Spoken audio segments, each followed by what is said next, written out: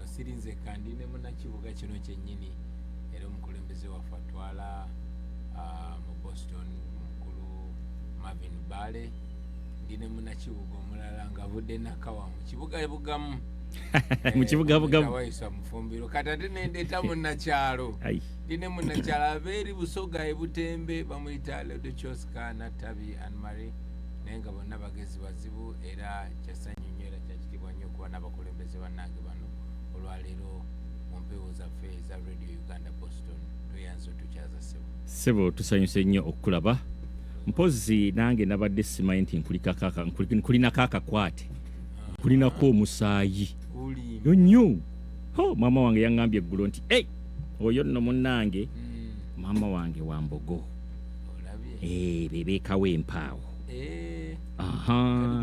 wassemayo baawo era yaŋŋambye nti bulijjo oyogerayo nti ye naalongosekko ne Namayiba w'Embogo kati omba nkuyita ntya abakojja wange nze mmala ebibamba mu lujja era bojje wange tokonkona bwetakusalira nkoko zonga busonzi kati nno wano jjajjisala ssebo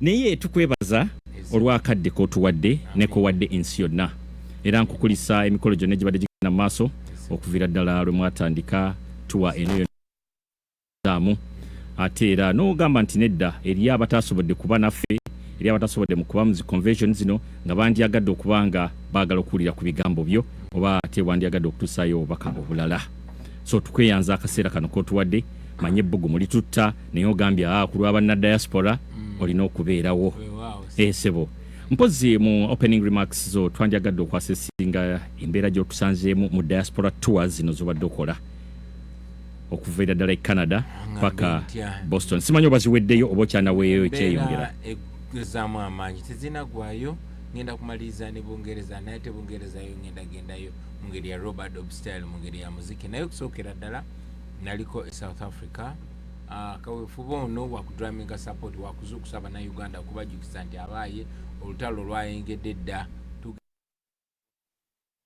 buli kaseera nga kano twagala Bannayuganda ne babeera attentive ne babeera involved ne babeera fired up ne bamanya nti nekiseera babeeta balina kiwa as much attention as much effort as possible twalike tubaza Katonda byagenda bulungi nnyo Johannesburg Cape Town Mutata ne walala twabaddeko Canada Toronto olukuŋŋaano lwaffe lwaba tulina chapters nyingi nnyo ze bandyagadde tugende mu ez'enjawulo naye olw'embeera y'obudde twasazeeyo ne tukuŋŋaanira Toronto guno tukuŋŋaanidde wano e Boston mu kibuga kya Uganda ekikulu mu America tuli basanyufu nnyo ekigendererwa kuteeka abantu mu fired up mode kukunga abantu kubazuukusa na kubanyiiza nga tugenda mu salesale eno eya 2026 protest vote olw'embeera gye tuyiseemu olw'Abannayuganda ogezaako bamalamu amaanyi naye nga tumanyi nti buli we tufuna chance ogenda mu kulonda eyo naye ba opportunity okukyajinga Bannayuganda okukola kaweefube omulala ani amanyi tuyinza okwenunula ku mulundi guno ate nga tusobolera ddala bwe tukuŋŋaana bangi nnyo bwe tukola kye tulina okukola tusobola okwenunula era ekaweefube gwe tulina okulanga twenunula ng'eggwanga oba nze sikitegedde okukunga n'okunyiiza enjawuliro okunyiiza matu lwakubanza embyogera nnyo mu lulimi oluli direct ne mazima amatuufu obanga otegeera n'otunda embeera eri e Uganda oba olina okunyiiga otanyiiga oba musiru olaba nga abaana 1,300 bafa buli lunaku ng'abakazi abasukka 20 bafa abantu baffe bagobeddwa ku mataka gaabwe ng'ensi yaffe etambulanga bw'etambula otonyiiga oba musiru naye ate okunyiiga ku kati kimala tubalaga nti munyiige salewo kola si mu busungu wabula mu mateeka naye mu yensuka eyo gikubakunga tubalaga amazima tubalaga ebinyiiza era banyiige basobole okukola ebituufu yansa nnyo mpozi kanzireko sebo omukulu ono katono nja kukulira mukama wange naye kamwemu akateeka nnyo manyi obadde otambula n'omukulu era ebyokuwandika alipoota nyingi zogenda okuba ng'opresentinga ng'ozzeeyo ensonga ez'abaleeta muzituukiriza bitambudde bitya gwe nga omuwandiisi oba omwogezi obisanze otya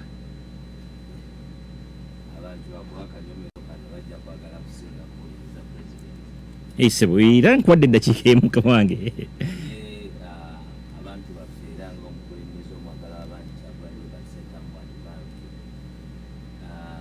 papasi ya enkuŋŋaana zino zitambulamu okulaba nti abantu b'omu diaspora abo balina exposure, abalina obumalirivu, abalina obuyigiriza obw'enjawulo, abawangaalira mu nsi ezaatakabanira eddembe emyaka egy'edda nga kati baliwo ku magoba g'abo abaalwana nga leero tebaliiwo, bankizo nnyo okujjukiza abali okwaba obwe butya balina okwenyigira mu kulwana, naye ate wakati mu kubalabirira okubajjukiza nti okulafubana kwabwe beetaaga okuwaayo okwagala, okuwaayo amaanyi, okuwaayo okuvaamu okutya n'okwekuŋŋanga abantu okulaba nti bazimba obusobozi oba obutafaliwo obusobozi obumamulako embeera ekiyigiriza.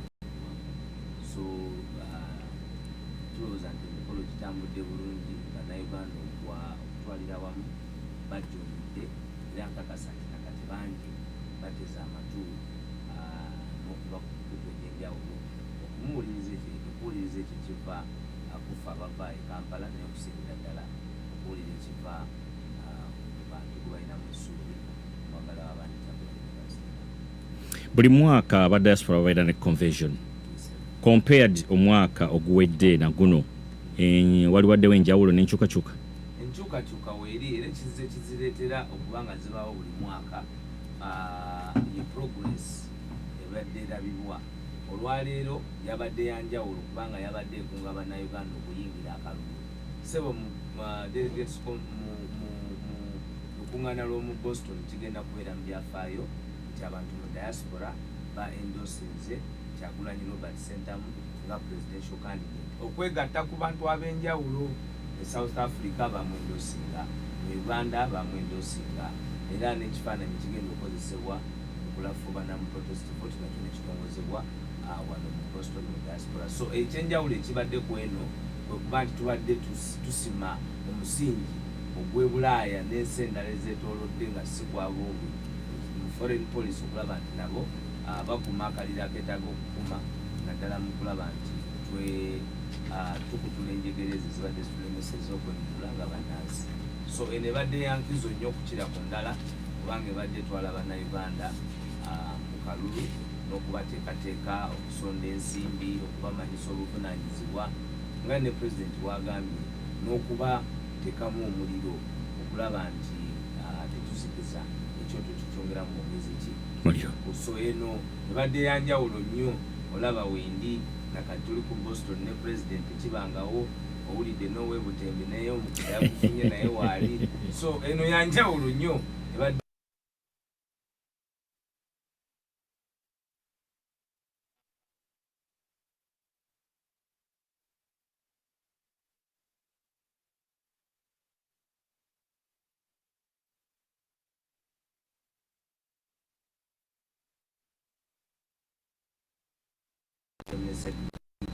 baana 1.5 days president ajja kubabuulira bakoze badde yanjawulo nnyo badde hybrid obuzonna ezibadde zibeerawo kikola bibadde n'enkizo naye nga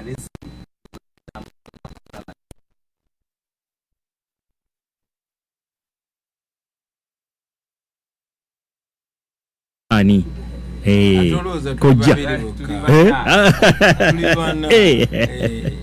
oli mukama wange wa bulijjo omulaba wano yantwala kaguddeyo katugende kuwa no kalo ki Butembe okwata Iganga Road. Yes, it's Iganga Road. After Iganga Secondary. Not yet. Awe kakira nali mwiri awo kakira walingawo ebyokunywa byaffe byali ebirungi kale bikyaliyo ettaka Ibolo omanyiyo Maweito ondabye wemmanyiyo President nange ebyalo byombi manyisebwe tusanyisa okulabako omukyala Natabi era Natabi si Ganda Natabi linnya Ganda naye ate nzaalibira nkudde kusoka awo bikajjo bayiteeka kirasi. Okay tusanyisa nnyo okulabako gwe mulundi gwo ogusoose okujjako wano mu Boston oba okutambulako n'omukulu? Yes, guno gwe mulundi gwange ogusoose ate era ndi musanyufu nnyo olw'obwagazi ate bwendabye mu bantu abali eno olw'okuba nti tebayita mu mbeera gye tuyitamu wali ku ground naye ate ne babanga balina passion ennene ey'okwagala okukyusa eggwanga lyetulimu awamu. Okay. Walese batya abantu baife awo ab'e Budondo awo bonna? Abantu baife of course bali mu struggle kyendidde okuba olw'okuba embeera tinnungi.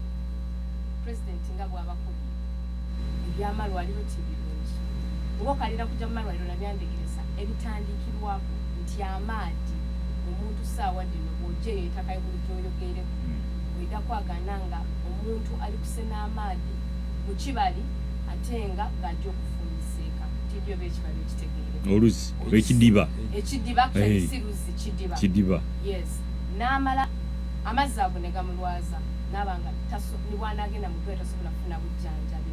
So embeera yakwetetenkanya nnyo, embeera ya kisa kya Katonda naye ate ekisinga obukulu nti abantu ate beekyaye mu kwekyawo okutuuka okugamba nti beka nakalu ke tujja mu kakwekandayiga ku mbeera enembi etuswiseeko era ng'okwekandayiga tuli kwekandayiga against buli mwami Museveni n'abantu be bonna abayero.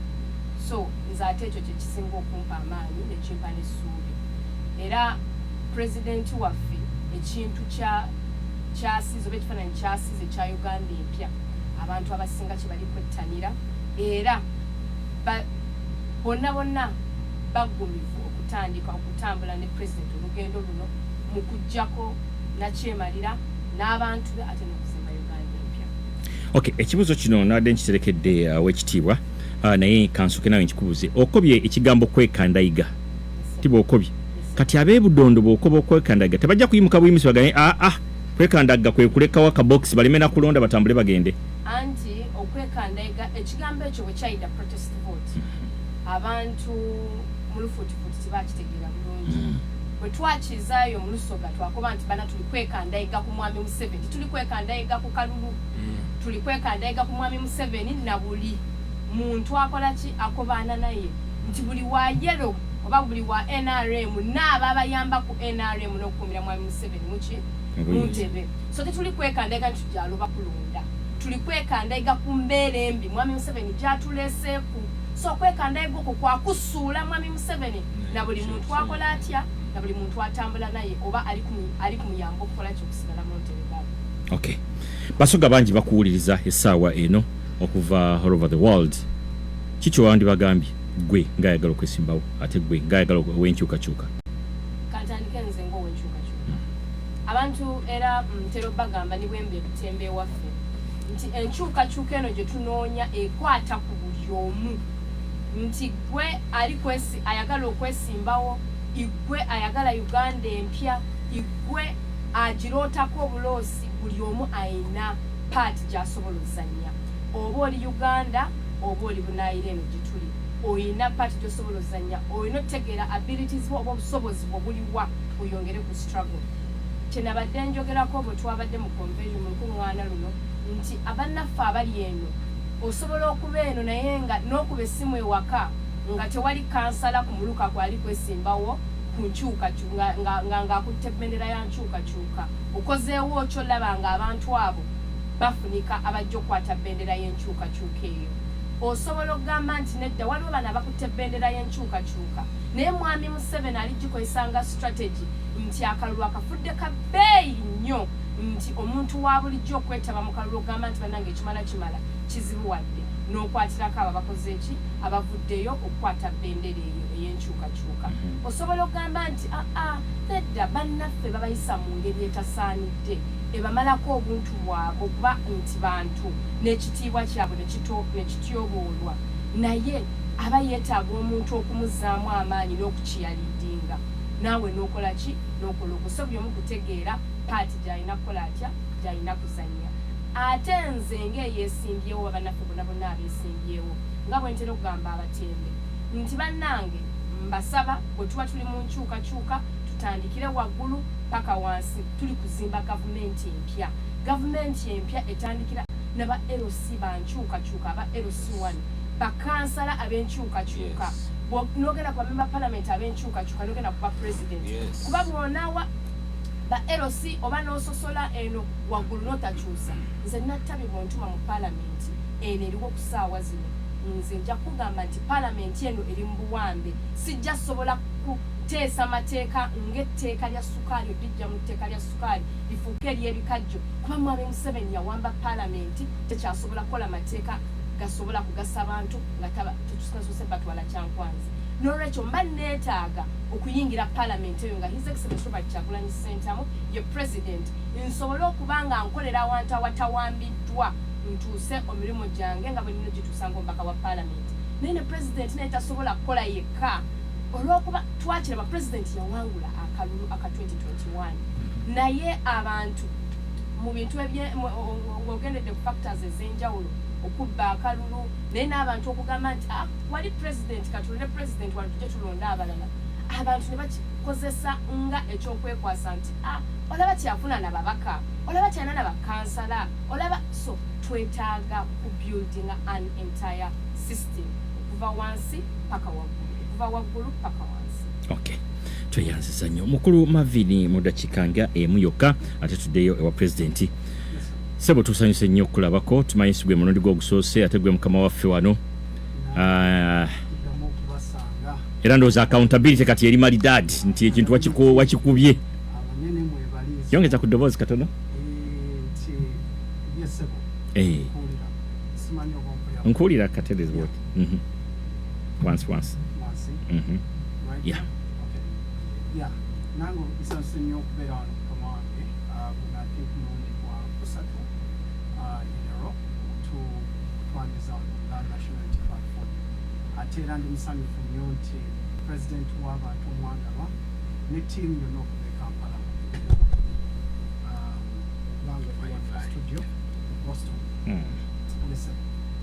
Okay, sebo mu bufunze mikolo gyatambudde gitya gibadde gituuba okumalira ddala akabanga emikolo gyagenze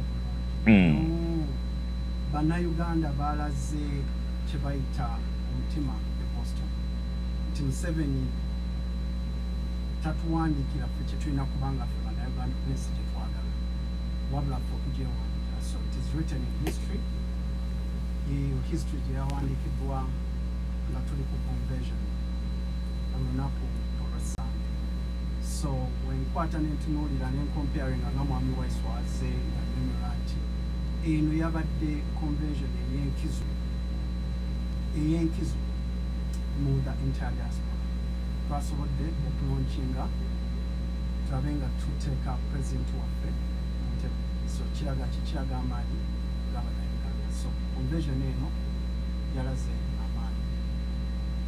Okay, mwabaddemu ebintu mwabaddemu ebyemizannyo mwabaddemu ebyokusomesa leadership mwabaddemu okusonda ensimbi kanyomero kyakasinza okukwata omubabiro obunyombero bwonna bwankutteko naye akanyomero akasinze okukwatamu kwe kulaba nti tundosinga president waffe omwagala into okutukwatira kaadi agende avuganye n'omusajja abadde mu aka kanyomero kali very special era kajja kuwandiikibwa mu history nti at least Boston kyali Boston kyekyava.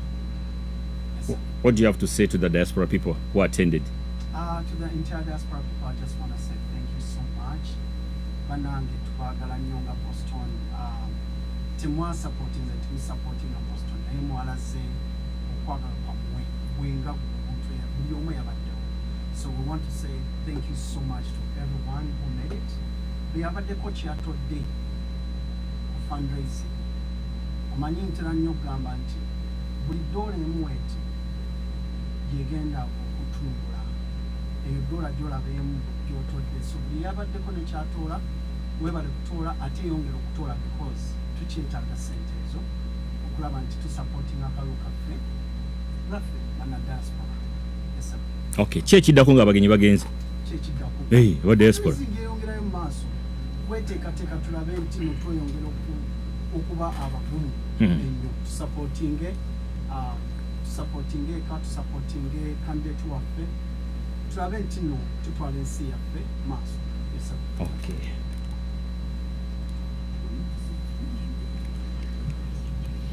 Era chikebula 19 okwera esawa 2 zakawongeza omulungi yakatwegattako oli ku mukutu gwa Radio Uganda Boston ate gwe nawe atulaba oli ku Facebook ya Radio Uganda Boston ate ewamu ne ya Budu Radio nga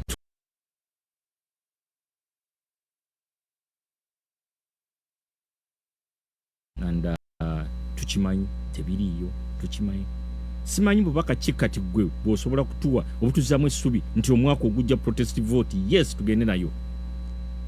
Osanyisa bogambe lufuuse luyimba tujja duyimba tujja duyimba webabawo ekintu ekitateredde olina okiyimbirira n'okiddiŋŋana paka wekitereera abaganda bagamba ddiŋŋana mawolu yagajjamu omukoto bwebanga embeera embi enyina okutereera bwe twali tusoma gwasoma waterborne diseases meka ndwadde meka eziva mu mazzi amakyafu nyingi nnyo galina okutereezebwa tosobolaga ekikulu mu byogedde nnyo ebyo kati mwogere ku birala okitegeera batugamba mwogera nnyo ku bibi bya Museveni kati mutubulire ku biki ebigenda okukolebwa.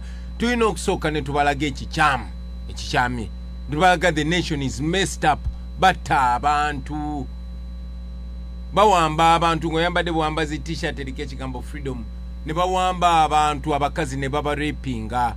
Tulina omuwala gwe bayita Marinos bamurepinga ne bamulwaza. These are realities si byakusaagiramu si byaga mubyogerako nnyo barepinga omuwala ne bamulwaza. Abo bakula ije abasajja bali mu buyinza bakwata abaana baffe abalenzi nga beekalakasiza olw'obuli bw'enguzi obwanita mongo ne babalya ebisiyaga mu CMI. So that is supposed to be alarming. Kino okutawaanya buli muntu bakyogerako kina kuba kipya. So tesobola gamba tubyogerako nnyo tujja byogerako mpaka ate batawulize ffe ababyogerako waliwo abajja okujja babakube bukubi okitegeera kati ffe balina okusanyukira ffe ababyogerako ffe abayogera non-violence waliwo abajja okujja nga tebaagala kumanya waliwo generation endanga zaagala bakuba bukubi ate si be balebevu si batayo be balidde abakose bajja kiwulira. So what we are talking about is serious business. Banji kumwe munnange Uganda temukyasobola kubeerayo mubeere eno mawanga agakulakulana because you cannot tolerate there nete bagenda baziika eno era mugenda komawo Uganda gye bagenda baziika. So ensonga zetwogerako tuli very serious era bwe tuzogerako nga kyeŋŋambye twagala zibanyize nammwe kuba omuntu atanyiika ku mbeera eno eri mu Uganda aba musiru nnyo. Omuntu atafaayo ku mbeera ensi ye gyetambuliramu aba musiru nnyo. Ng'oli musoga naye ng'abasoga babajjako ebikajjo babajjako their livelihood oba musiru nnyo. Ng'oli Muganda naye nga tofaayo ku mbeera y'emmwanyi oba musiru nnyo. So we want to charge up our people tubasobalinge up tubagambe mubuuke mugule amaaso abo basajja abakulu n'abakazi abakulu abakyesiruwaza balowooza nti kiri nnomo. It is not normal. It is not normal okulaba ng'omukulembeze w'eddiini oglossing about these matters ogamba ekikulu munyiiga nnyo bino bisinisa amanyo betwogerako. Omukulembeze w'ennono agamba ekikulu muli banyivu nnyo bisinisa amanyo betwogerako. So this is a very serious matter. Bano abantu boolaba bano abawala abatono abalenzi abato beevaamu nnyo okuyimirira ku nsonga eno. So these matters that we're talking about are serious matters. We have to change them as soon as possible. It's a matter of urgency. Zengamba gamba buli Museveni wamala olunaku lumu ng'akulembera Uganda tudde mabega ennaku 5 buli mwaka gwamala ng'akulembera mu Uganda tudde mabega emyaka 5.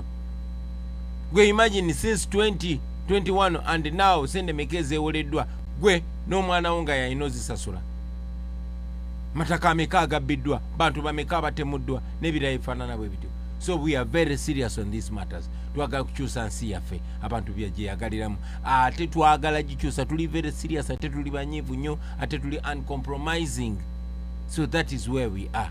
Kozi obadde ombuuza ki? Kyembadde mbuuza nti okay kansooke mpiseko wano katono nnyo oyogedde ku kyokunyiza n'abantu okuba nti tuna omuntu okubyogerako paka.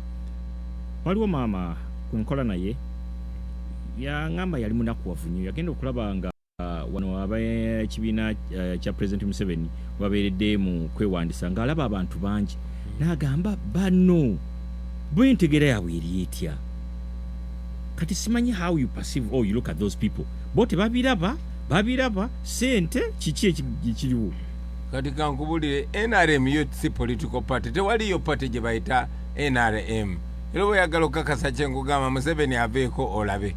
Twogera nabo bagamba Bobi ekikulu mwe muli bagumu naye kati ffe twekweseeko eno kuma bufo bwaffe abala anti eno yewali sente kubanga buli batuuka mu bumiifu wa NRM sente z'omusolo ne zivaayo ne ziyiibwa bwesyo era buli ababyenyigiramu baba mu ngabana ya sente. Otherwise nobody believes in that thing. Nobody at all. Okay.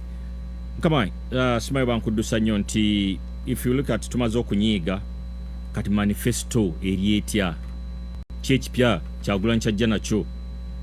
Si Kyagulanyi ng'omuntu mbuuza nti abaffe mwe mwagala kujjako Museveni mutusuubiza Uganda empya. Mu Uganda empya ebyo kiki kye mutusuubiza? Gulu kyeririyo. Webale nnyo ekyo kibuuzo kikulu nnyo okusookera dda twagala okujjako Museveni kuba buli kye twagala kiri on the other side of the bridge, kiri busukka mugga. Omugga oguliwo ye Museveni ne gavumenti ye yababbi. Bwe tumala okujjako Museveni tujja kuba tetuuse wabala nga bwe tuyimba nti bwe tuli olutalo nga luwedde tuliyambala engule tulizimba Uganda empya. Uganda empya kye twogerako? Uganda empya ekusookera ddala erina okubaamu eddembe n'emirembe byanjawulo. Freedom. Of course mulina okubaamu emirembe peace ne mulina okubaamu eddembe ng'omuntu waddembe okwesalirawo zikanya ne Kyagulanyi sikanya ne Kyagulanyi tekinteeka mu katyabaga. Ne bwe mba sikanya n'oyo yali mu buyinza nina eddembe lyange nga buli munnansi alina eddembe okweyagalira mu nsi ye. Si kwogera kintu nti ate n'otya nti bagenda kumpamba. Olina eddembe okubutakanya n'abo abali mu buyinza. Ekirala abakulembeze twagala babeere baweereza babo abafugibwa so si babosi baabo be bakulembera.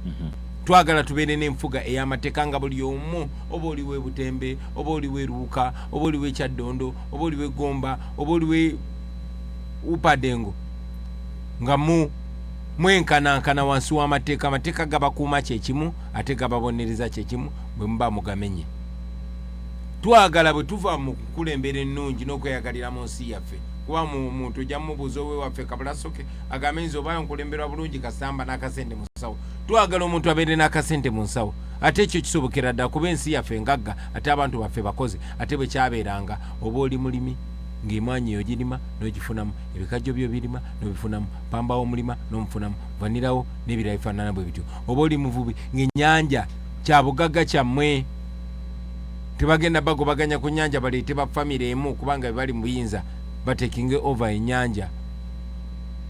Twagala ebyenzijanjaba nga byeyagaza tukome okukungubagira nga bakazi baffe n'abaana baffe abatokomoka malwaliro gaffe agafuka obuttiro.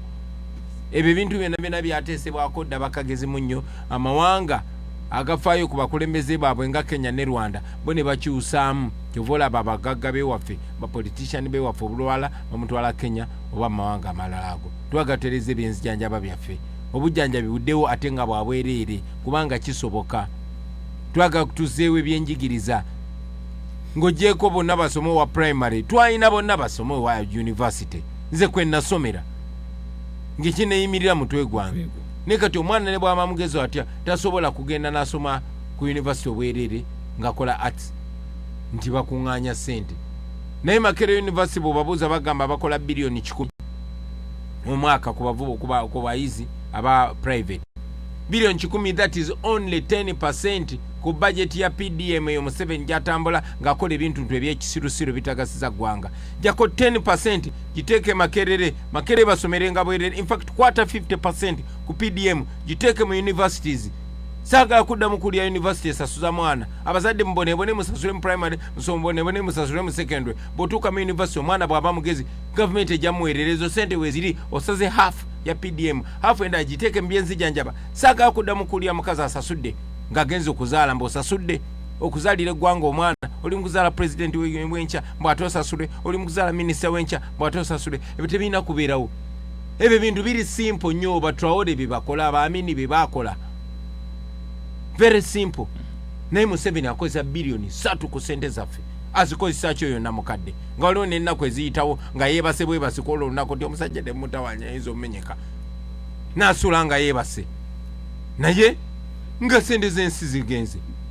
So ebyo birina okukyuka, ebintu bwe bityo birina okukyuka radically. So ebyenzijanjaba n'ebyenjigiriza biri ku mutima gwaffe birina okutereera. Lwaki ebyenfuna by'ensi biri wansi nnyo? Lwaki figa zibeera waggulu naye abantu bo nga banaku? Lwaki ebyobulimi babiwamba biri mu mikono gy'abantu batono nga n'abasinga bagwira? Lwaki ebikajjo biri mu mikono gy'abayindi abasoga tebasaanidde? Lwaki emmwanyi ng'ekitundu ekisinga okulima emmwanyi ate si ye wali gye zisuubirwa ne bazitwala ntungamu? Kikyotegeeza emmwanyi bazivuge kilomita bimeka okuva Embaale zivuge ziyite Kampala zigende entungamo ate ziveeyo zidde Kenya? What kind of nonsense is that?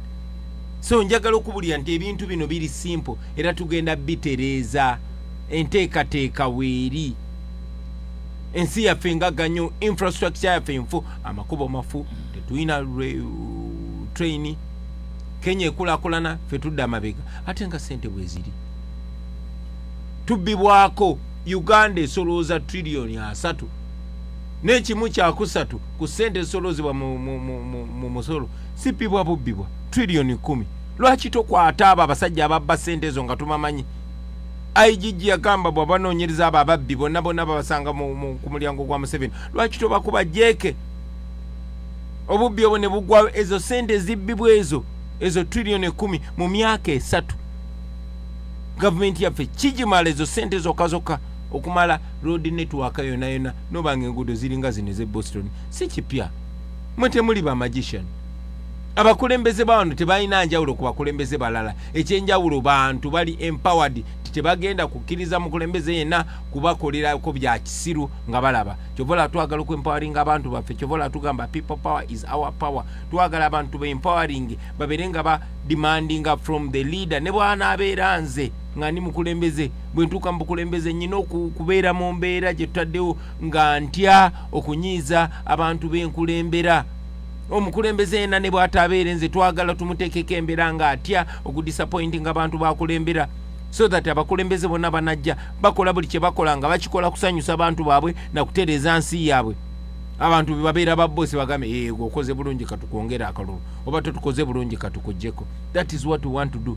Ne katufugibwa mundu oba abakoledde oba tabakoledde si kyamaanyi kasita abanga alina emundu ng'alina n'emboko ng'alina ne sente. Ekyo twagala kisitopinga. Twagala okukyusa erinnya lyaffe mu nsi yonna. Badde nkugamba ku byobugagga bye tulina ng'oggyeko amafuta n'ettaka eggimu gwokimanyi nti no baazudde gold deposit sansinze mu nsi yonna nga ziri waffe Uganda. Nga zirina nnyinizo.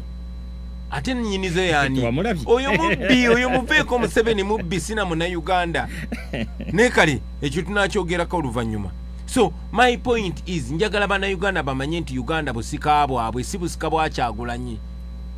Uganda busika bwammwe mumbeere nga mwerabanga abaana b'omugaga eyabazaala naye ng'ekisajja ekitali kya Luganda lwammwe kyajja ne kiwamba obusika bwammwe mubukaayanire. Bannayuganda balina okukayanira obusika bwabwe. Tuli bagagga nnyo era singa tugulawo amaso tusobola okukyusa ebiseera by'omu maaso eby'abaana baffe n'abazzukulu. That's my point. Ekyennaku nti bakozesa ffe okutuziba amaaso bajje Buganda n'alondayo be musinga okukkiririzamu n'abagamba kati mmwe muzikakanyiza Abaganda beeyo bagende Busoga n'afunayo Abasoga bayikkiririzaamu bwagenda Mwakyoli ne walala. If we stop that and we rise as the nation, especially in young generation, kirungi kati bakyasobola twawulira mbuku kabira mbuku dini. Fena tuli united. Ffe tetukyalina kabira tetukyalina dini. Kabira yaffe yakubeera banna Uganda. Kabira yaffe bye bitugatta ebituluma ne betwagala okutuukako ng'eggwanga ate nga tugenda bituukako. Kubuliridde wano mujja komawo Uganda nga yakyuka nga Museveni yavaako dda nga banna Uganda be bali in charge of Uganda. Namwe mujja gyeyagaliramu era kibakakatako okutwegattako muleme kutuuka ali mugambe twabawagiranga. Mutwegatteko tulwanire wamu tutereze ensi yaffe tusobole ogyegaliramu. Kozi wabadde ombuuza ki? Ekyo kyennyini kye nadde nkubuuza naye njagala twogere ku kigambo kya impunity. Impunity singa bukyenkya Kyagulanyi agenze mu ntebe. Nabaawo tubadde tuwulira abantu nga bw'oyogedde wano nti omukulu akulira anti corruption yagenda okugira bwati nga abantu bonna abali enguzi abakola ki bali ku mulyango gwa president. Singa gwe kihappeninga oba subi kiri oli otugamba oba bakakibotuwa nti ewuwo tejja kuba impunity, tejja kuba nti Ssenyonyi yalidde kino, Ssenyonyi tumugireegire bwe tuti Wayiso yakoze kino. Well, okusookera ddala nze saagala nnyo okusuubiza nga nze omuntu kuba bino ebintu byonjogera Museveni yabyogerako ng'ali mu myaka gyange, ate yalinga asibye n'ettaayi n'abyogerako ne batuyigiza nti power corrupts and absolute power corrupts absolutely. Ndi wano mbyogera naye abantu boononeka, kyova olaba bwe mbyogera ngamba buli omu naawe osobola okubeera Kyagulanyi naawe era kyetukkirizamu ye servant leadership so that nange bwe ntuuka nemba nga yonooneka abantu banholdinga to account. Twagala nnyo okwempawaringa abantu, okwempawaringa institutions zibe nga zikola, ebitongole mufe bibeere nga bikola nga si bantu. Ekyo twagala tukitandikirewo era twakitandikirawo okusalawo sikukola nganze oba akakiiko kenkulembera nako, tukusalawo mu organize ekibiina. Naye ng'ovudde ku ekyo bagamba you can't give what you don't have. Buli kyetukkirizamu kyetwagala okukola mu Uganda empya tugezaako nokikola nga tunatuukayo. Nkakasa bobozi otugoberera nga National Unity Platform olabye bwe tuduiringa n'abali b'enguzi. Koberani, kobere w'amaanyi otya, kobere muffe. Era example kulaga nti ffe tetulina gwe tutaliza. Tolaba Wayiso ono nti kyali wange. Tulaba nti ffenna tuli bagwa na nfunta. Naye ne bamundeetera nti Wayiso ono yakutte mu ssente z'omusolo. Nabawoninga dda omukono bw'ogukwata mu ssente z'omusolo teguvaayo, gusigalayo. So ekyo tukyeteekeko kobeeraani kyetukkiririzaamu kuba tukkiriza mu common good, so si Wayiso ye kuvimba nga ye, sinatabi ye kubeeramu nga ye. Ffenna wano mu America mulina kye bayita common good nti ne bw'oba muwaavu otya obwavu bwo bukoma mu nnyumba yo, bw'ofuluma weeyagalira mu nsi zenvuze wano nga nvuga ne comrade Marvin ono Bale. Marvin si mugagga nnyo naye tuyise ku kkubo nga tulinga ba Elon Musk fembi kubanga ekkubo lye tweyagalirako lirya buli omu. Ne bw'oba olwadde ogenda mu ddwaliro nga ddungi kye bayita common good, naye waffe ne bw'oba mugagga otya, ne bw'oba wabbye biliyoni ne biliyoni ng'ozirina mu nsawo bw'ofuluma kubanga amakubo mabi naawe obeera mu bulabe. So twagala common good, bwe tuba bakweyagala tweyagale ffenna. Tulina okusalawo oba tunywa amazzi agatukula agali clean ffenna nga banansi, oba tulondamu abantu abatono akagulupu akatonoko ne kanywa champagne. Katusalewo twagala champagne owa abatono oba amazzi amayonjo aga bonna. Ffe tulowooza nti ekyabonna kyekijja okuba ekirungi. So tetukkiriza muntu yenna yenna kulowooza nti naye ali special okusinga abalala. Ffenna tuli bannayuganda, tulwayizinga ffenna ng'eggwanga. Okay. Yeah. Alright, amulungi atuwuliriza eddakiika ziizo ebula emu yokka okwera essaawa bbiri ez'akawungezi gwe yakatwegattako kyokoze ky'amaanyi. Tuline Honorable Kyagulanyi Ssentamu yali wano ne ttiimu ye ne mukulu Wayiso. Akakiiko kaffe kali independent. Akakiiko kaffe ak'ebyokulonda kali era tulinze we alipoota era kyekanaatulungamya kyetujja okutambula nakyo. Mwami Sebofusi yakikira akakiiko k'ebyokulonda yatwala Buganda. Okay. Akikira akakiiko k'ebyokulonda bamuyita Madam Harriet Chemutayi yatutwala. Okay. Yeah. So obwerufu buli butya mu kakiiko ako? Obwerufu era tusuubira obwerufu obuli clear. Mukyala Chemutayi yatusuubiza obutaba na kyekubiira. Twesiga akakiiko kaffe era tulindiridde bwe katulungamye. Pozi ni kyokuba nti nze bampada tiketi oba Wayiso abatya butya kunneesimbako oba bano bannatabi bampagira buwagizi nenawo ndaba mpena obuwagizi nyina bungi nnyo. Well, amazima amatuufu gali nti banna NUP ndowooza abasinga beekolamu consensus ne bagamba oyo omusajja tawena tumusindikeyo. Nno sinze ensinga obugumu mu NUP sinze nsinga obukulu mu NUP, sinze nsinga okuba nti nasoma mu NUP. Nobuli abanesiga bwesizi era ekyo nkiwa ekitiibwa. Era nange mbasuubiza obutabaswaza. We buzibidde olwaleero ng'abantu 83 nga gwe toliiko papula baziggyeyo. Bayinza n'okuwera 10, bayinza n'okuwera 2. Ne bannayuganda kyogamba tebamanyi gwe baagala kulonda. Gulooza tebamanyi gwe balonda. Ali wana beka jacket ya brown. Nze mulina. Sigwa muyina. Esawe. So, mwabo bonna tulabye nti olunaku olwaleero temubaddemu bibiina byabufuzi byonna abajjeyo empapula. Naye olunaku olwajjo mwalimu ebibiina byabufuzi ebirala different political parties, but today all these are independent people. Kiki kyogenda okukola okulaba nti abantu abo bamatiza okulaba nti at least bakujoininge? Why all these are independent people? Kankubulire muganda wange, our focus is not on the politicians. Our focus is on the people. Kati gongamba abantu 8 bwe tufuluma mu katale wabaye abantu bameka oba mu luguudo wabaye abantu bameka. Ati nabo bana ba followers, ekinana ekyo kina ba followers baakyo. Well, buli omu ayina abamugoberera. Ne muzeeyi wange wakaye n'abamugoberera. Nawe oyina abagoberera. So focusinga kwabo abeesimbyewo, tufocusinga ku balonzi abasalawo. Anti abafollowinga bali era balonzi nabana abajjeyo empapula nabo balonda. Kati how are you going to reach out to them? To reach out to who? Make it clear. Aba balonzi abo nti bane mujje mutwegatteko mu NUP tutambuze ekintu. Naye gwe okimanyi nti waliwo n'abeesimbayo ku bwa president nga Eddie Mutu amusinga abagoberezi, nga ne Bobby Yanga amusinga abagoberezi, nga ne Tawa amusinga abagoberezi. Teba ntono si wabi naye tubaweerera eno obubaka. Kati ye bw'aba tasobola kuwulira bubaka bwempa ku radio eno ddala mbambamba. Ne lwaki tombuuzayo ekibuuzo ekirala? Kyonna nti nyakyo njagadde tukimale. Kuba tuyinza nze nina baganda bange bali independent. Bennandyagadde bajje mu NUP. Mukama waffe ayogedde atya? Abamatiza atya? Bawe enjiri eyo, munnange enjiri tugiweereza ku mass media. Bannayuganda bali 49,000,000. Bonna tubalina obatuusaako message. Kati obwaba tannatuusaako message ng'akyatagala kikakatako gumubuulira.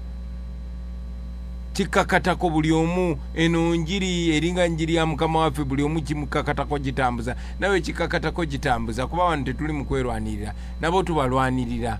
Bwe balabanga kibanguyira okwegata ku winning team tuwangule wamu good. Naye balabanga kibeetagisa kutoolako.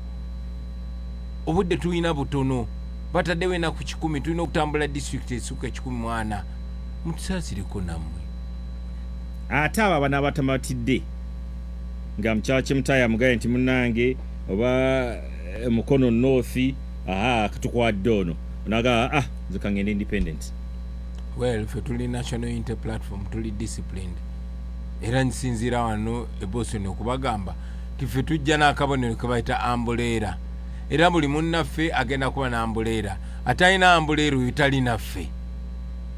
Ensonga laki tulina akabonero akatwawula akawula ku bantu balamu ne ku miki. Ontegedde bulungi nnyo. So tugenda kuba ne ambuleera. Anajja ne ambuleera. Waiswa bajanga talina ambuleera. Tuba tetumutegedde. Natabi bwajanga talina ambuleera. Kyagulanyi bwajanga talina ambuleera. Kyobola kitukakatako okweyanjula mu bantu bagambe bannange nze asaanidde. Ensonga tuzisengeke bulungi nnyo. Akakiiko kaffe bwe kazuula nti ddala gwasaanidde. Let's go. Bwe kazuula nti muno gwavuganya naye yasaanidde. Let's go. Ku bonna bolaba buli omu avuganyizibwa. Era omuntu omutuufu tukakasa nti akakiiko kaffe gwe kajja tuleetera. Akakiiko kaffe gwe kanaatuleetera. Of course waliwo n'okwebune space y'okwemulugunya n'okugiresolvinga. Naye finally ekibiina gwe kinaaba kiwanzeeko eddusu gwe tugenda okutambula naye. Ekibiina kyaffe kiri briefed kuba ku mulundi guli twafunamu enseekeezi, twafunamu ensolima. Abajja ne batwerimbikamu naye nga ddala bye balowooza si bye baffe. Era mu kabanga katono mwabalaba temwabalaba? Temwabalaba? Twabalaba. Basi kati mwabalaba. Kati akakiiko kaffe ate kayungisa ku myumyu.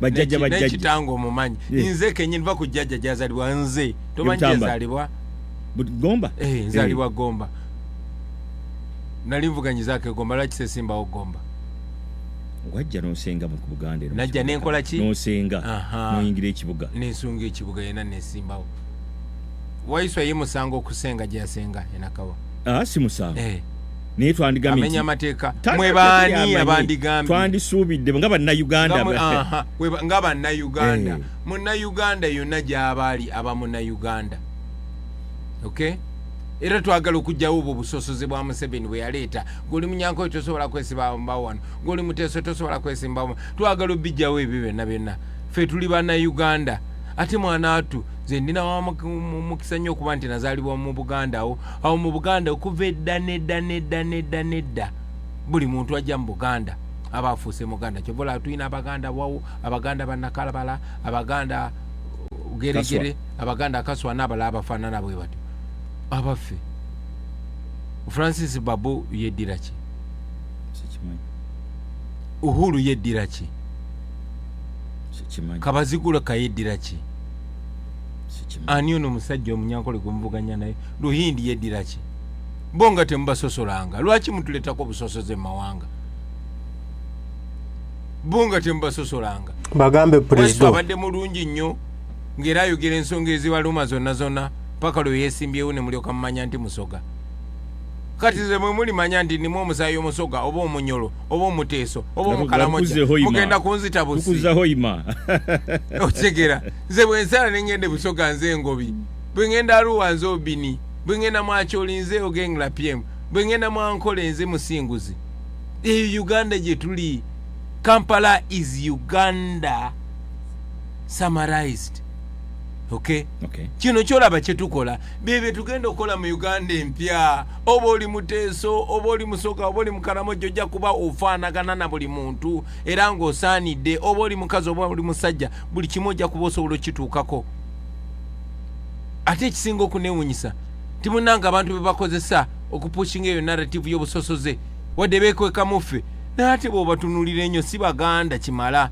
si Baganda bulungi kuba Omuganda omutuufu tasosola mu mawanga Omuganda omulungi embracing amawanga gonna ffe Ssaabasajja Kabaka ewaffe Buganda tolabangako mu lukiiko lwaffe nga mulimu Abayindi mu lukiiko lwaffe temulimu Banyarwanda nze ngoberera bya Kabaka ffe tukoppa Kabaka nga bwasembeza Abayindi nga balina Abanyarwanda nga balina bani ebyo byennyini ebya Kabaka nze byentambulirako bye tukole ebyo nze ndi mubanda wa Kabaka tomanyi kati bwe muba mutunenya okola ebyo mugende munenye beene nze nkoppa bya Kabaka mbuuza ekibuuzo ekirala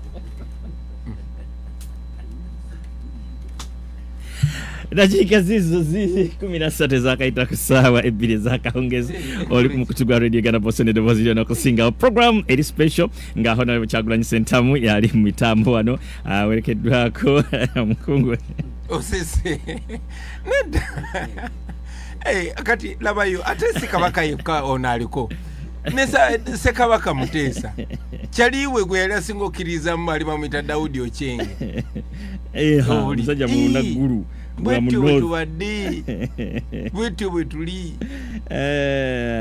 alright abalungi mbategeeza nti ku lunaku olw'omukaaga wagenda kubaawo okusabira omwoyo gw'omugenzi Bone Muwanga ono nno nga yali mutuuze wano Boston ate nga yali muwagizi wa Nuupu nnyo tutuuse okusaasira kwaffe eri famire yonna nasanyuse nnyo ne mwannyinaze Wini Munyenga bwe yazze nayogera ku nsonga eyo bannange tubasaasira omwoyo gw'omugenzi Mukama mumuze emirembe naffe tujja kubaayo era bwe tunaba tusobodde beegattako mu mikolo gye tujja kuba basanyufu beegattako kale omukolo gugenda kubaawo ku lunaku olw'omukaaga wali ku St Jude ku namba 147 Main Street e Waltham nga kuba eri ssevannyuma ku mugenzi kwa ssaawa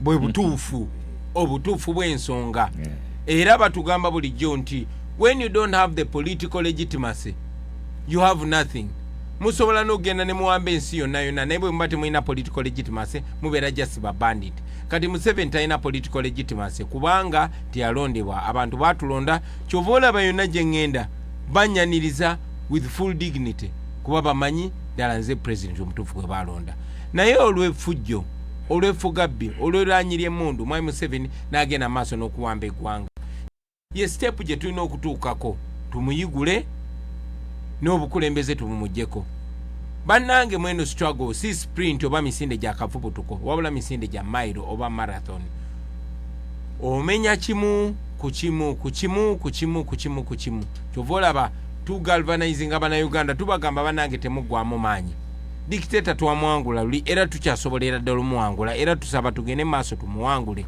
bwe tuba bakulwanirira buwanguzi bwaffe tubulwanirire nga tubuaninze kuba bakulaba kati ku luguudo nti okayanira kini kayanira buwanguzi bwaffe obuliwa bwe mwalonze kyova tugamba bannayuganda temukoowa kulonda baganda baffe muveeyo mutulondi ate temukoma okutulonda wabula mulemereeko mu ngeri emu oba endala so tusigala nga twagala that legitimacy because that legitimacy is very important, is what sustains us as a people and keeps us alive. Otherwise nandibadde mukomera kati olunaku lwaleero naye beesanga nga tebalina kye bayinza kwekwasa konsiba kubanga byenjogera mbyogera mu butuufu ng'omuntu yalondebwa abantu abaasinga obungi. Mwami Museveni n'obuswavu obwo kiringa bawanga analogy yakubba njovu n'obulwa bwogikweka kati enjovu yabulwa wagikweka era bulijjo abaana bakyogera mu ngeri ya lusagiro nayo nga baba serious ti entebe gye yabba President Bobi Wine bade mubuuze kibuuzo kino bakimubuzizza nnyo naye ennyonnyola yakyo yannema okutegeera obutuufu. Senga constitution yamwe egamba nti emyaka ebisanja 2 senga ogenda ne weesimbawo Museveni n'alemerako ngera bwe yalemerako emyaka 5 gino ne giggwako olishuwa nti entebe ogenda giteera omulala bagamba ng'ayiseemu bwe batannayitamu akyaliwo nga Segona wazza kyogera buli lunaku oba ogenda kulemerako naawe tukutwale nti ojja kulemera emyaka emirala 5 gye 15.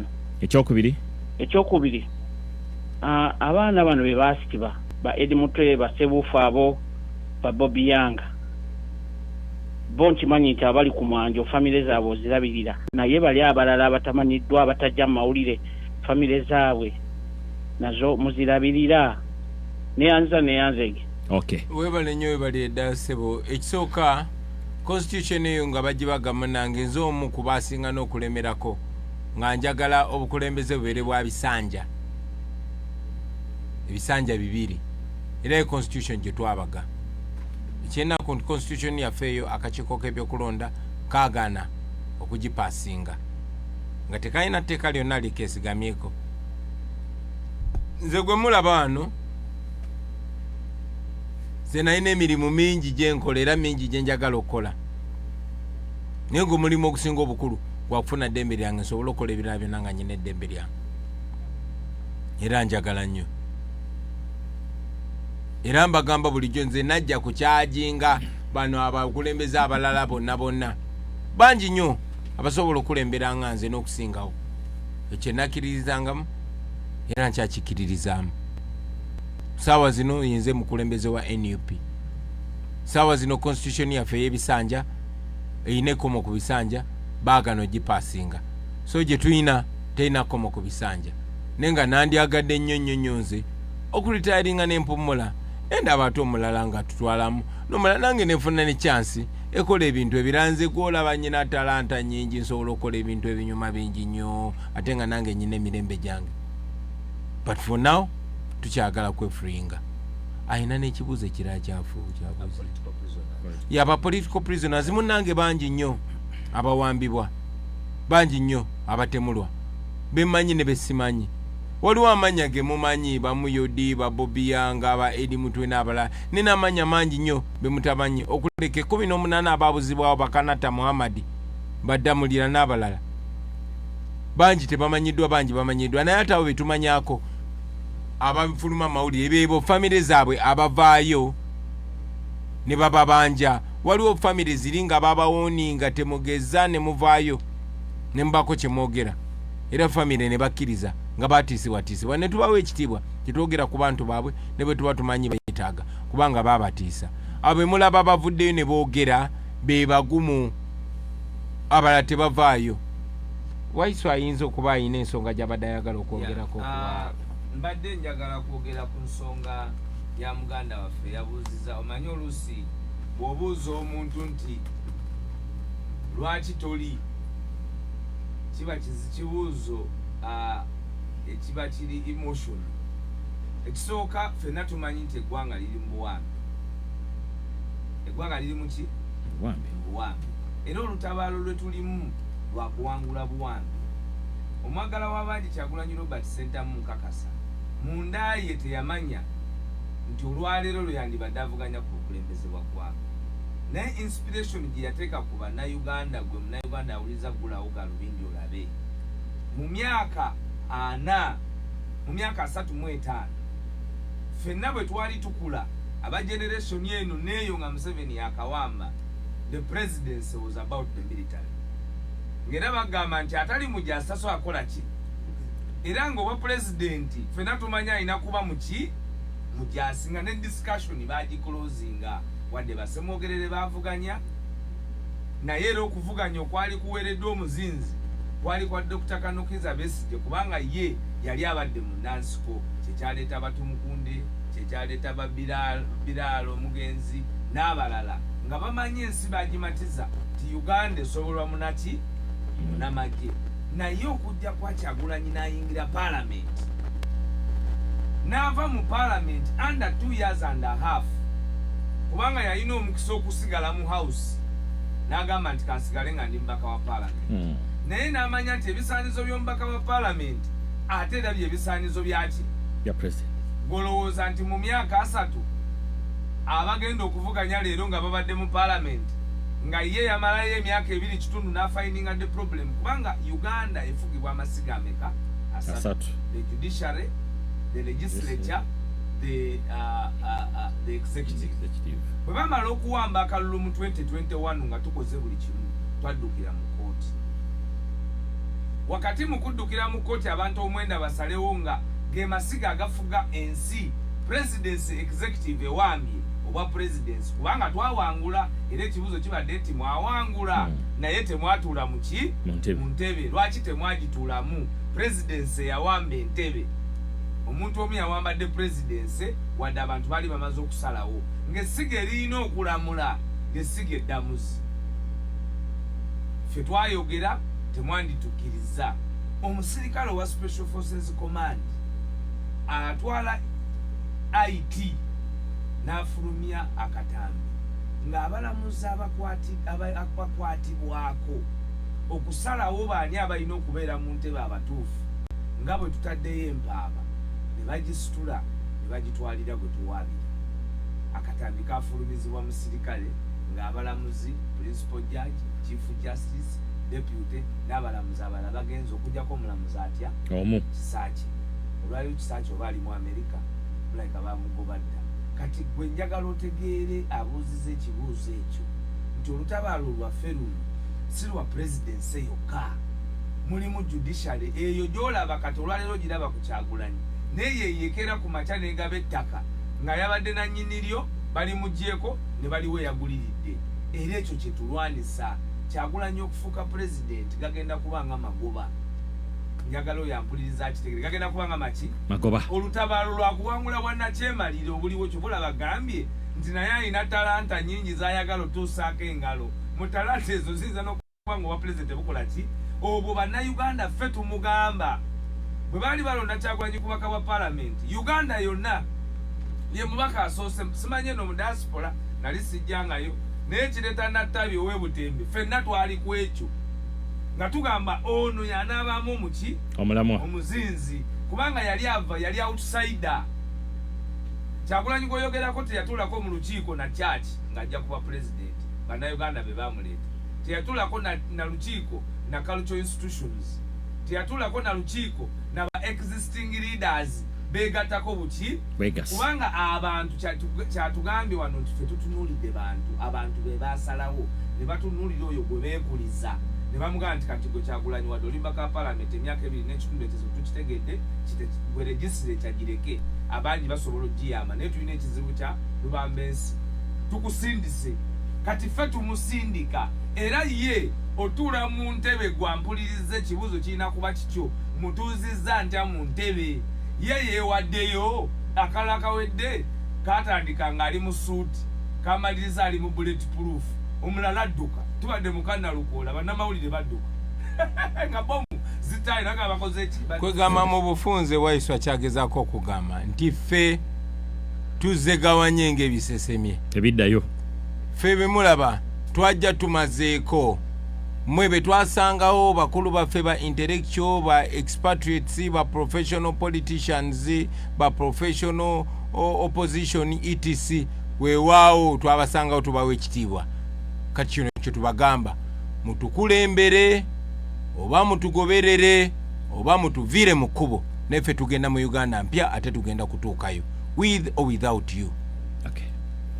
Ekibuuzo tutwala kimu kimu omukulu yagambye ajja kwansalinga ekibuuzo kimu kimu kale n'olw'ensonga eyo that's why mukuba amasimu ng'amala kwansalinga nendyoka nkwata allo radio Uganda Boson. Hello, simple salamu alaikum tusanyuse nnyo okuwuliza era tukwebaza okutuweereza nga bulijjo muganda waffe omulungi. Ekibuuzo ekyange nze nsaba busabi sebo mwami president n'akakiiko konna akali awo tubebaziza okujja okutulabako bampita Haja Sheila Nakitto nga mpangalira Texas Fusha. So nze president mbadde nkusaba tukimanyi bulungi nnyo nti tugenda mu lutalo lwe tulimu right now. That's right. Ate mu lutalo abakyala ffe tusinga okukosebwa kubanga abaana baffe betuzaala be basiba mu makomera, abaana baffe betuzaala be bafiira mu lutalo, abaana baffe betuzaala be bafuna ebiwundo. Mwami Kyagulanyi Ssebo president waffe watugamba tukole eggaali ffe abasawo b'omu Amerika wano twamala dde okukola eggaali yaffe era twagala kuweereza ebintu ebigenda okunasinga abantu abanaabeera nga bafunye obuzibu kubanga tukimanyi bagenda kukwata abaana bagenda basiba bagenda basala ebiso bagenda bakola buli kintu kyonna. So ffe twamaze dde okukola eggaali twagala otukwase akakiiko ku headquarters gye tunasindikanga eddagala esente zigenda okujjanjaba abaana abo paka bwe tunatuuka entebe mu ntebe naye nga tubeebazizza neebaza nnyo omukyala wa Loopu abadde musirise nnyo tatubuuzizzaako nnyo kiwanvu naye Ssebo mwami Loopu tukusaba otulabire omukyalawo tusaba Ssebo Mr. President otulabire mama waffe Babi Ssebo mwami Waiswa tukusaba otulabire omukyalawo natabi tetumanyi oba olina omwami bw'oba tomuyina simba byakolako ndowooza engalo za natabi engalo nkalu naye nga byebyange bannange naye nga webale nnyo munnange basiimu kankomaawo yabaleese abatwala emirembe naye nga buli omu gyali ateeke pulezidenti waffe n'akakiiko konna saala. Assalamu alaikum. Radio Uganda Boson.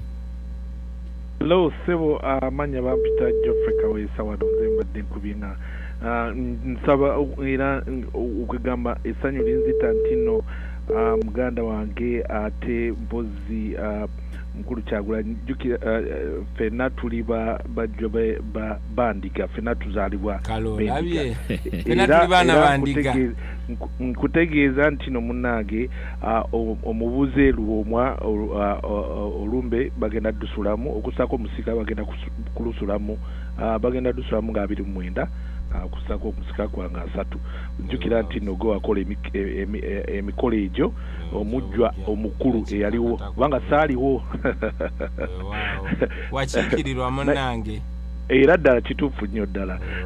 Nze nkwagaliza buli kimu kitambule bulungi era tuwagire no ebintu bitambule bulungi. Pozi sikyagala okubuuza wagambye buli kimu gwe ogoberera ku kintu kya kabaka bunnange oli mubanda wa kabaka. So olowooza ki ku kya federal singa ebintu nga bwe entebe ng'okituuseemu olowooza ki ku kintu kya federal?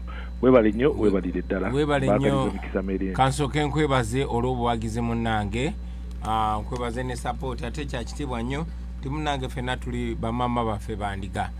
Oŋŋambye nti ngeri gye ngoberera abeene ndowooza ki ku kya federal. Njagala nsooke njawule ensonga zino ate male nzigatte zaawule ntya. Federal kirungi nnyo ne tutagiteeka ku Buganda yokka oba Buganda yokka. oba Abaganda bokka. Federal teyagalwa Buganda yokka era teyagalwa Baganda bokka, era Federal tegenda kuyamba Baganda bokka. Kyannaku nnyo nti Federal kati bagigandawaza n'ekigambo kita Federal n'ekiri Federal System. Amawanga agasinza okukulaakulana gonna nga n'Amerika mugitwalidde ekulemberwa Federal System. America Federal System yekozesa, amawanga nga South Africa ekozesa Federal System, n'amawanga mangi agakulaakulanye. Federal yenfuga ey'ebitundu, buli kitundu ne kibanga kyesalirawo nga kyekolera bylaws ezaakyo naye nga kitetenkanya n'ebyenfuna byakyo. Ekyo nno enkola yandiyambye nnyo ebitundu okulaakulana. Nkakasa ti mu Uganda singa tulina Federal System, ebitundu nga Karamoja, ebitundu nga Bunyoro ate byandibadde bikulaakulana nnyo. Buganda mpozi position yaayo n'ebitundu bingi byandibadde bifuna mu bugagga bwayo. Ekyennaku nti bakimanyi ne tebaagala kikola. So okwogera ku Federal kati kiringa olina akubuuza ng'onoosanga ng'omwana enjala emuluma nnyo oba ng'omuntu enjala emuluma nnyo amaze wiiki talya, n'omubuuza nti oyagala chipsi oba oyagala sausage. Twagala mmere to begin with, twagala mmere, twagala kubeera free, kufuna ddembe lyaffe, tusalewo enfuga gye twagala okufugibwa. Nkakasa nti abantu ng'obaleetedde unoobateekerawo options ku nfuga gye baagala okufugibwa, Abannayuganda bajja kusalawo. Ne Bannayuganda tusooke tubawe eddembe, tubawe freedom. Dr. Besigye yakisomesangako nnyo nti Ugandans need to earn a vote. We don't have a vote. We don't have power to decide. Kuba ne bwe tulonda batusalirawo busalizi, katusooke tufune democracy, tufune okwesalirawo, then tusalewo. Kakasa bangi nnyo basobola okulonda Federal. Naye enfuga yonna yonna abantu gye balondanga yegenda obbakolera. I am for people. Basalewo enfuga gye baagala okufugibwa. Of course zino details tujja zibaleetera. Nga bwe tugambye nti bwe tunaamala okujjako nakyemalira tulina okuzimba Uganda empya, tubawe democracy. Sonyiwa nkoloddemu. Tubawe democracy. Democracy yeddembe okwesalirawo. Democracy kitegeeza uninformed decision. Abantu nga bafuna chance okumanya ku mucungwa n'omuyembe baagala ki, ku katunda ne paapaali baagala ki. Ne kati tetulina choice. Museveni ajagamba kula kawunga kira moto. Ebyo twagala okujjawo abantu basobole okweronderawo. Kansuubira ntegedde bulungi nnyo. Okay. Radio Uganda Boston. Hello, Munanga ali ku mpewo. Kuweereza amanya gange nze Bernard Katende DJ Benazo wane maini. Nze kulumbana kyange kubanze olutalo lwange naluteka ku social media naye ndaba nnyo abantu bangi nnyo nga bakyawaganye. Olinava mu struggle mb'okuba Benazo yamunyizizza, olinava mu struggle mb'olwokuba omuntu omulala yamunyizizza wa mu struggle munne. Abantu abo pulezidenti waffe alina bbawo abubaka ki abava mu struggle olw'ensonga nti oba omuntu omulala yabadde mu struggle yanvudde simanyi yankoze bityo yanyizizza, bubaka ki bw'ayinza obbawa bategeere nti no struggle si bubaka ki gye bw'ayinza okubawa kyekyokka. Nange obubaka obwo mbukozese ku bantu abo mbabuulire owaayo struggle eno si ya kaninde obubaka bwe. Weebale nnyo muganda wange DJ Benazo, Tata Nigel, sebo weebale nnyo. Nzikiriza sebo nkwebaze n'emirimu gy'okola n'omuziki gwe watukubidde ejjo katono otukutula embiriizi. Watukoze bubi nnyo naye nga twasanyuse nnyo, twasiimye nnyo sebo DJ Benazo. Ekibuuzo DJ Benazo kyabuuza kikulu nnyo. Oli ne bimutama olwa munne. Mbalaba neeyo abagamba ebintu byakyagulanye ebyo byatutama, bannange bino si bintu byange. Ne beeyisamu eggaali. Uganda njirinako omugabo gumu naawe, njirinako obuvunaanyizibwa bwe bumu naawe. Kiringa mbeera mu family n'oganza ebintu bya wano byantama dda, ojja genda weetooloole okomewo naye awe bakuziika awe wammwe, so kikkakatako. Omuntu yenna yenna ekikujja mu kaweefube ono w'okutereeza ensi ye, struggle katugyewo ekigambo struggle tugambe ono kaweefube wakutereeza nsi yaffe. Buli omu adde Uganda nga gyeyagaliramu. Singa Uganda eterera abamu ku ffe tuyinza n'obutaddamu kunyumya. Ze tulina abantu bangi be tuli nabo mu struggle nga si bafaananira bulungi, ate oba oli awo nga nabo tebanfaananira bulungi. Waliwo abalina style nga tenkolera nga tebanyumira nga ate nange sibanyumira. Naye nga twetaagagana kuba Uganda erimu abawanvu n'abampi, abalungi n'ababi, abeeru n'abaddugavu. Ffenna ekitugatta kyekyobugagga kye tulina bwe busika bwe tulina ku Uganda. Uganda ffenna yennyaffe.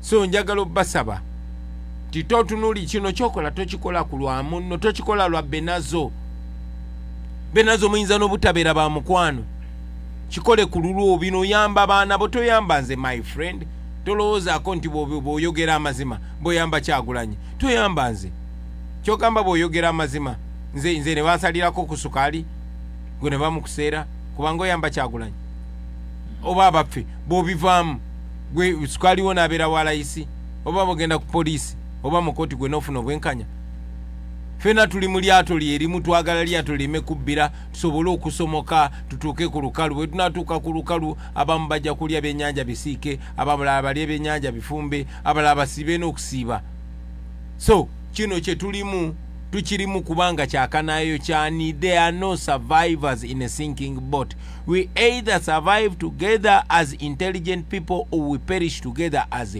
fools so toyina kuyamba kubeera mweno struggle toyina gwokikolera okyekolera gwe n'abaana bo n'abazzukulu era bw'osalawo biveemu oba obivaamu ku lulwo naku lw'abaana bo nenze nkakasa nti ekitugatta kinene nnyo okusinga ebitwawula era kyetugenda okufunamu kinene nnyo era omuvubuka omu yaŋŋambye bamuyita Fahadi weeyo Canada alina statement gy'akoze era nzikanya naye yagambye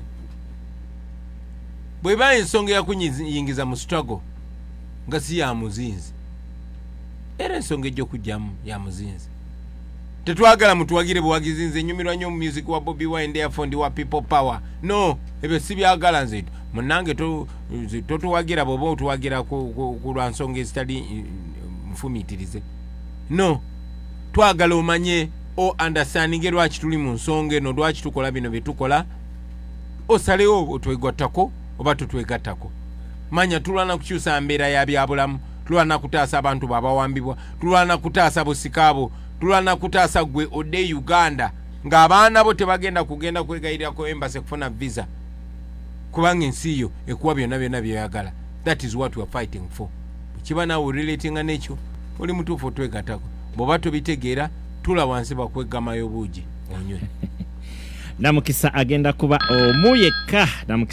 omuyeka ate tulabe bwe tuwumbawumba Radio Uganda Boston hallo munanga ali ku ssimu amanya n'eddoboozi ne gy'osinzidde namukisa asembayo nkulamusiza muganda wange ow'emmere mukama wange naye nkulamusiza ng'oli wa mukisa ndi wa mukisa nga bw'okimanyi munange weebale ku nsembeza pulezidenti waffe n'abakulembeze baffe MP2B Comrade Waiswa tomujubisiza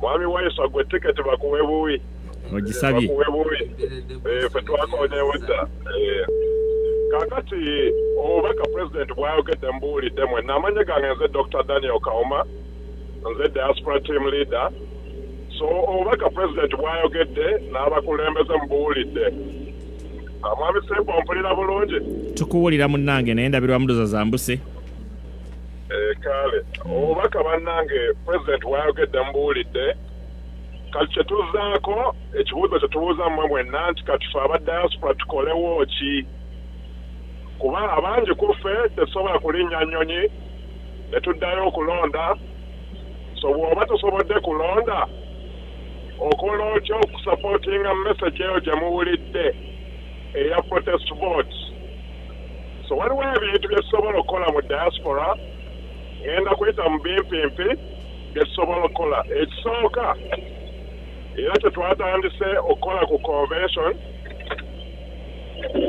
ekisooka tukola ku convention wekulaba nti tufundraisinga mu diaspora nkubiriza abantu bonna bw'oba olina chapter yo wooli oba oli mu chapter ye Boston oba Washington DC oba oli California oba oli Switzerland oba oli mu Gulf mwenna muyina ebitundu mwe muyina abakulembeze ba NUP chapters mbasaba bw'oba olina kyoyagala okukola kyonna in terms of supporting protest vote tuukirira abakulembeze abo okole donation towards the struggle bwe twogera kalulu bingi ebyetaagisa tulina ba candidates bangi nga tebalina busobozi bwa candidate fees oba okufuna posters n'ebirala oba okusecuringa akalulu ezo resources zemutoola ziyamba okulaba nti tulwana okuprotectinga akalulu ako kubanga bwe tukimanyi obuwagizi bungi mu ku ground naye akalulu bwe kagwa mu boxi tukakuuma katya so resources zino ze tubasaba bannayo okuwaayo ka donation konna k'osobodde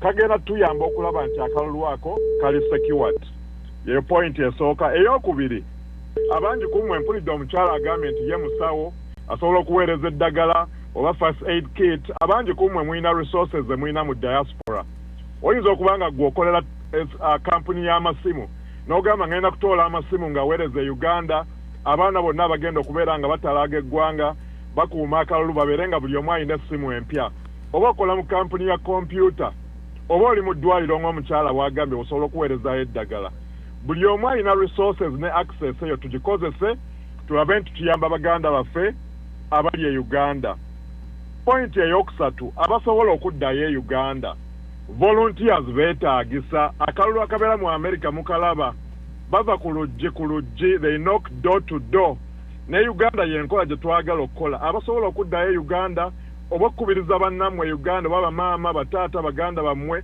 okulaba nga beenyigira ku ground game netubanga struggle yaffe ina ground game ey'amaanyi twagala kukonkoda ku luggi buli munnayuganda tubatuukire bw'olaba voter apathy gwe tulina e Uganda bangi baggwamu amaanyi president waffe atuyambye nnyo okuzzaamu abantu bangi amaanyi okulaba voter percentage turn up ebadde very low mu elections eziyise kuba bannayuganda bamu batiisibwatiisibwa batya kwegamba beetaaga mobilization okuzzaamu amaanyi senga bannadiaspora tulina famire zaffe e Uganda tulina baganda baffe awo oba otandikira buli omu ku famire ye oba mobilizing obasomesa ndi protest vote etegeeza ki bannaye bwe tujja okukyusa eggwanga lyaffe nkwebaza simple costing abakulembeze baffe era nkubiriza bannadiaspora mwenna mututuukirire ffe abakulembeze abali wano tulabe nti tusupportinga obubaka obwe muwulidde mu studio katonda abankuumire ng'oggyeko omukulu oyo kawuma kankwateyo emu yekka ye ku abatali ku leadership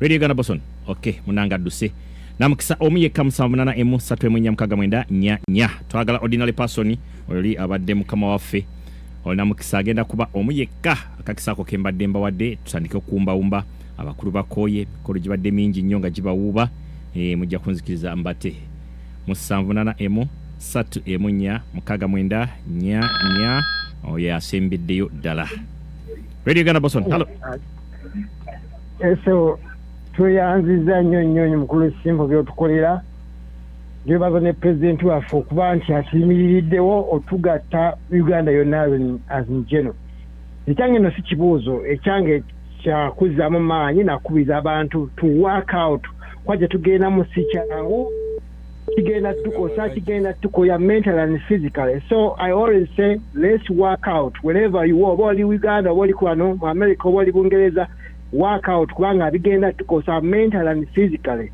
ekigambo kyange mukama abampera omukisa and thank you for standing together to fight this dictator. Thank you again.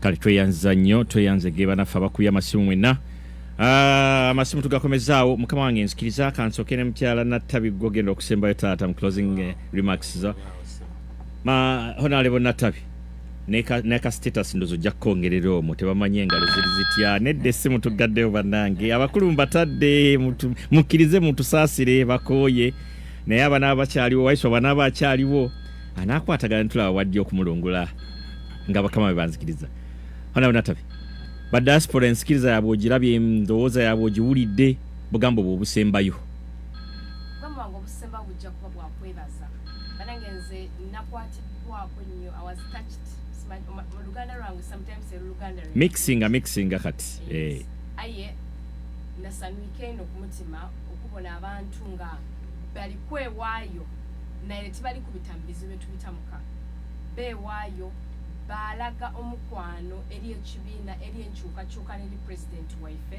mu mukolo nga ate bali very active ate ekyendawulo kyona ekyanongere mu ni vibes enanja kwira yeka nongere n'okunga abakyala wano bali ku front line ino ate nga tososoire mu myaka kyona kyampaire ino obuvumu n'amaanyi nabonanga bana kisoboka ne bwe tunayira yeka abakyala okuba ku front line ate nga bali kwenyigira tubeera mu nsonga d'enkyukakyuka. So nze ndenda okwebaza mwami Marvin, Dr. Kawuma n'obukulembeze bonna ndowooza nti omulimu gwe balikola mulungi ino ate era nga gujja tutwala imbere. Mwebala okutuwulirisa President waife neyongera okukwebaza. Baba niwe mafuta otwongeranga mu bwongere bw'amaanyi, you refuel us each and every day. So we cannot be, we are very grateful. Amina. Tweyanziza nyabo tweyanzike. Baba. Yes sir. Tukobere obugambo obusembayo. Bana Uganda n'obuvunanyizibwa bwaffe ffenna. Abakulembeze tuli beeteefuteefu okulembera. Tuli beeteefuteefu okubeera ku front line. Tuli beeteefuteefu okubeera abavumu. Kubanga tetugenda kwerekeramu. Twandibadde tuzannya twerekeramu nga tugamba katubalinde kasita bannamukadde bwe banaafa ne tukwata ne twesaasira. Naye nga President bwagamba nti buli lunaku lwe babeerawo 5 emabega zetukola ki zetuba tufiiriddwa mwaka emyaka 5 ffenna tubeere bavumu tweweeyo tukole nga tuli ekintu kimu omulundi guno tukisobola kubanga tugenda mu kalulu nga tusoboddeko luli tetwajja Boston kwogera nammwe President ekagwe mwali mumanyi leero capacity tugibuildinze kati ekisigadde kiri kimu kwewaayo kanoonye kalonde kakuume kabanje gwali mu diaspora osobola bulungi nnyo okurileyinga n'abantu abali ewaka mu nkola ey'empuliziganya kuba mumina financial muscle. Tosindika mitwalo 2 nga towerekerezaako bigambo bya nkyukakyuka. Tosindika mutwalo gumuka ng'omuntu omugambye nti tuli ku bino ebya protestive vote. Tewaliwo business mu Uganda kati etali ku kigambo kya protestive vote. Giri emyezi 4 gyokka ffenna nga bwe twetegekera emikolo emirala gyonna ne tugiwummuza ku luno okwenunula ebebeera public holiday yaffe tuzimbe Uganda empya nga bannayuganda ffenna twegyagale. Mwebale nnyo mwebalire ddala aye era munzikirize ntumire ku bantu baffe abanakawa East Constituency abanzikiriza nenzija nempererezaako ene Boston wansi obukulembeze bwa National Unity Platform. Banaye mbasaba President akaluka President tulese Kyagulanyi Robert Sentamu yainambuleera yali mujozi gwaffe omumyufu yagenda okubaka eggoolo ayuze n'akatimba kibumba abankumire. Nakawa East oyitawa? Nakawa East wanyo tuluddeyo ennyo eno Tambuya nojja bovembuya noyingira Luzira naye lwaki muleeta ensonga za Nakawa mu Amerika nga tuli kuza Uganda? Wange Nakawa era eri mu Uganda. Ambuya Butabika Kirombe Mutungo Kitintale abo bonna abantu baffe sebo benakawa Kiswa Bugolobi abo bonna sebo bantu baffe benakawa era tubatumidde nnyo mwebale nnyo mwebalire ddala okubeerayo naddala abantu abo tuwangalira mu zone 5. Alright, so tuyanza mukama wange Marvin kadakika kamu omukulu amalize.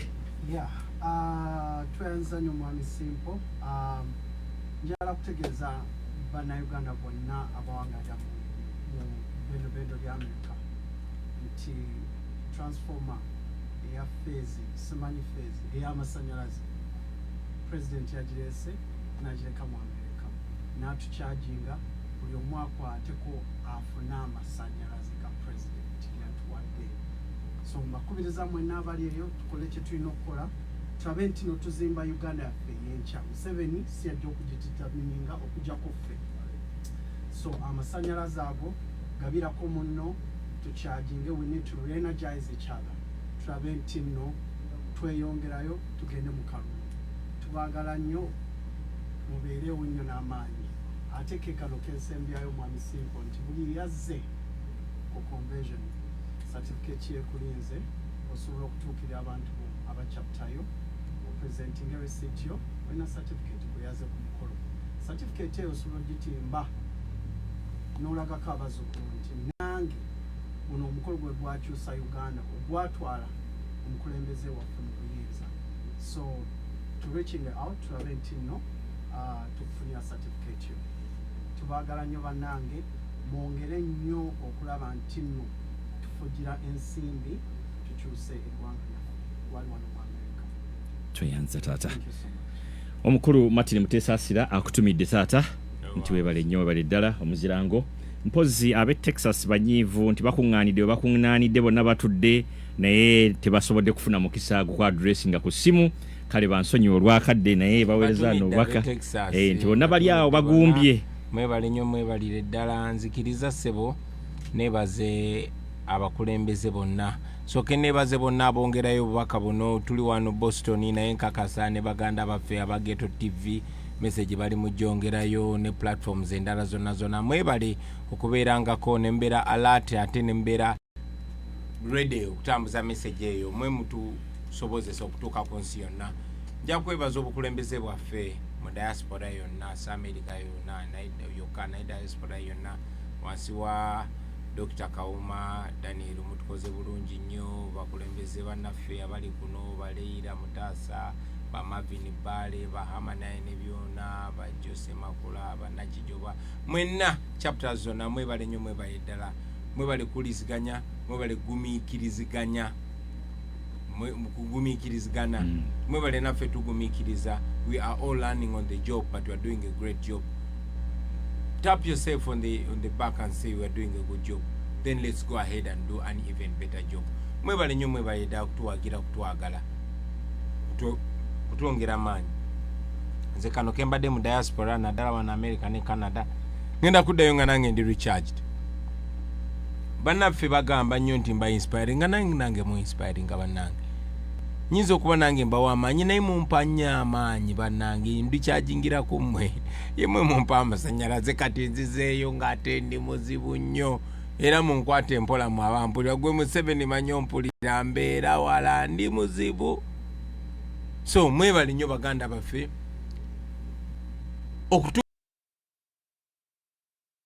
kale abwebyo